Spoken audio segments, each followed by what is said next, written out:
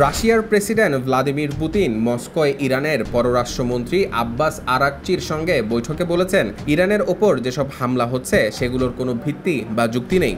বৈঠকের শুরুতে পুতিন বলেন, রাশিয়া ইরানি জনগণের পাশে আছে এবং তাদের সহায়তা করতে প্রস্তুত।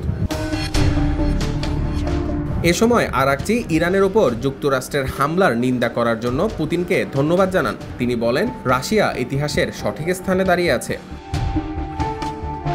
আরাকচি আরও জানান, ইরানের সর্বোচ্চ নেতা আয়াতুল্লাহ আলী খামেনি এবং প্রেসিডেন্ট মাসুদ পেজেশকিয়ান পুতিনের প্রতি শুভেচ্ছা জানিয়েছেন। এদিকে ক্রেমলিন বলছে, যুক্তরাষ্ট্র ৩টি ইরানি পারমাণবিক স্থাপনায় হামলা চালানোর মাধ্যমে এই সংঘাতে আরও বেশি পক্ষকে জড়িত করেছে এবং পরিস্থিতিকে নতুন করে আরও উত্তপ্ত করে তুলেছে।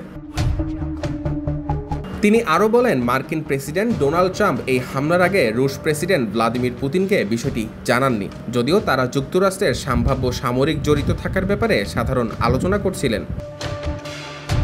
রাশিয়া এখন কি করতে প্রস্তুত এমন প্রশ্নের জবাবে পেসকেভ বলেন, মস্কো মধ্যস্থতার প্রস্তাব দিয়েছে, আর পরবর্তী পদক্ষেপ নির্ভর করবে ইরান কি চায় তার উপর।